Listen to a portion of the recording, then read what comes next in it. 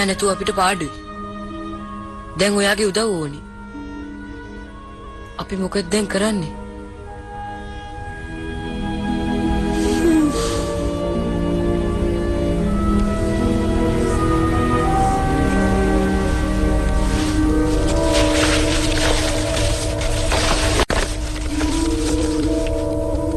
ඔය මොකද්ද? රොන් හමයිනි ගල් ගැහුණු දවසේ පුස්තකාලේ මොනවද කරේ කියලා මට දැනුයි තේරෙන්නේ. එන්න. මායා ලෝකයේ සියලුම සත්තු අතරින් දරුණුම සත්වය තමයි බැසිලික්ස්. අවුරුදු 500ක් විතර ජීවත් වෙන්න පුළුවන්. මේ සර්පයාගේ ඇස් දෙක දිහා කෙලින්ම බලන ඕනම කෙනෙක් එවෙලේම මරණයටපත් වෙනවා. මකුලුවා නුවෙතින් පලා යනවලු. රොන් ඔයාට තේරුණාද? මං හිතන විදිහට රාස් කුටියේ ඉන්නේ බැසිලික්ස් කෙනෙක්ම තමයි. ඒක නිසා වෙන්නේදී මට එයා කියන දේවල් ඇහෙන්නේ. එයා සර්පයෙක්නේ. ඒත් ඕක තියෙන විදිහට එයා දිහා බැලුවොත් මැරෙනවනේ. ඒත් හැමෝම ගල් ගහලා විතරයිනේ.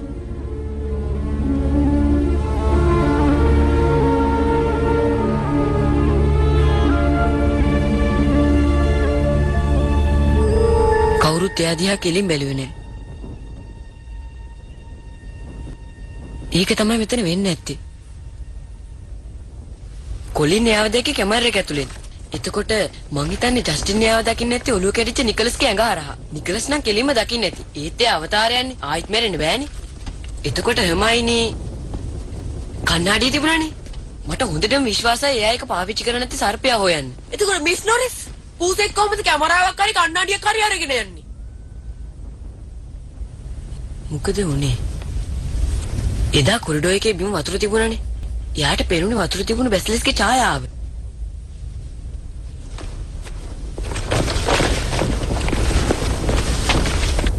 මකුලෝ එයාගෙන් පලා යනවලු. ඒ ඔක්කොම ගැලපෙනවා. ඒත් එයා කොහොමද එක එක තැන් වලට ගියේ? ඔය තරම් ලොකු එකෙක් නම් කොහොමද හැංගිලා යන්නේ? හමයිනි ඒකටත් උත්තරයක් දීලා. පයිප්ප? ඒ කියන්නේ කුණු වතුර යන්නේවද? ඔයාට මතකද අරගෝ කියපු දේ? අවුරුදු 50කට කලින් මැරුණු ගෑනු ළමයා ගැන. එයා මැරිලා තියෙන්නේ බාත් รู ම් එකේ. මං හිතන්නේ එයා තාම මෙතන ඉන්නවා. කෑ ගහන මාළි. සියලුම ශිෂ්‍යයන් තමන්ගේ නේවාසිකාගාර වෙත යා යුතුයි. ගුරුවරුන් සියලුම දෙනා දෙවන මහලට වාර්තා කරන්න.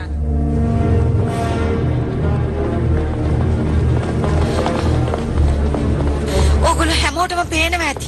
ශ්‍රීධරි නුරුමක්කාරයා තව පණිවිඩයක් තියලා ගිහින්. අපි බයෙන් හිටපු දේ දැන් සිද්ධ වෙලා. රහස් කුටියට රාක්ෂයා ළමෙක් ඇදගෙන ගිහිල්ලා.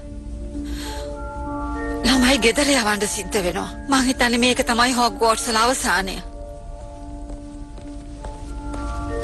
පරසවයින් නින්ද ගියා. මොකද උනේ? රහස් කුටි රාක්ෂයා පොඩි ගෑනුලා කරගෙන ගිහිල්ලා දැන් වාගේ වැඩ පෙන්නන ලොක්කාට. මගේ මොන වැඩද? ඒ මතක නැද්ද ඊයේ කැම වෙලාවෙදි කිව්වා රහස් කුටියේ තියෙන තැන මුල ඉඳලම දැනගෙන හිටියා කියලා. එහෙනම් ඒකත් හරි. අපි ඔයාට අවස්ථාව දෙනවා රාක්ෂයා මෙල්ල කරන්න ගෙල්රොයි. ඔයාගේ හැකියාවන් ගැන හැමෝම කතා වෙනවනේ. ඒක නම් හොඳයි. මම්මගේ කාමරයට ගිහිල්ලා ඉවරලා ලැස්ති වෙලා ඉන්න. රාක්ෂයා කාවද රහස් කුටියට ගෙනිහින් තියෙන්නේ? ජිනී වීස්ලි.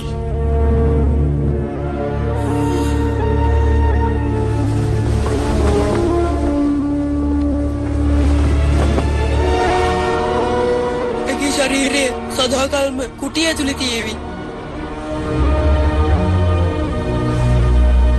ජීනි ලොකාට කිසි දෙයක් දන්නේ නැහැ තමයි. ඒත් එයා උත්සාහ කරයිනේ. අපි දන්න දේවල් කිව්වොත් ඒක යාට උදව්වක් වෙයි. මහාචාර්යතුමනි අපිට ඔයාලට කියන්න දෙයක් තියෙනවා. ඔයා කොහේ හරි යන්නද? මේ ඔව් හදිස්සියක් වෙලා ඔයගොල්ලන්ට මට යන්න වෙනවා. එතකොට ජීනීට මොකද වෙන්නේ? මේකයි මට ඒක හරිම කනගාටුයි. ඒත් මේ වෙලාවේ කරන්න දෙයක් නැහැ. ඔයා නේද අපේ භූතාරක්ෂව පිළිබඳ ගුරුවරයා? ඔයාට එහෙම යන්න බෑ. මම යන්න ඕනේ. මේක රස්සාවක් විතරයි. රස්සාවට මේ දේවල් අයිති නෑ. ඔයා පැනලා යනවද? එතකොට අර ඔයාගේ පොත්වල ලියලා තියෙනව මොනවද? පොත්වල බොරු තියෙන්න බෑයිද? ඔයා නේද දේවල් ලිව්වේ? ඔයාට සාමාන්‍ය දැනීම කියන එක නැද්ද? මගේ පොත්වල තියෙන දේවල් මං කරේ නෑ කියලා මිනිස්සු හිතුවා නම් මං කොහොමද ඒවා විකුණන්නේ? ඔයා මහා බොරුකාරයෙක්. අනිත් මායාකාරයෝ කරපු වැඩවලට වංචාවෙන් ඔයාගේ නම දාගෙන. ඔයාට කරන්න පුළුවන් මොනවාම හරි තියෙනවද? තියෙනවා. දැනගන්න ඕනේද? මගේ ළඟ මතකේ නැති කරන මන්ත්‍ර තියෙනවා. මට ඕන නම් පුළුවන් ඒවෙන් ඕන කෙනෙක්ව නවත්තලා දාන්න. ඒත් මම ඒවා පාවිච්චියට ගත්තේ නෑ. අතරම මං දැන් කරන්න යන්නේ ඒවා පාවිච්චියට ගන්න. ඕක ඉක්මනට පහළට දැම්මොත් හොඳයි.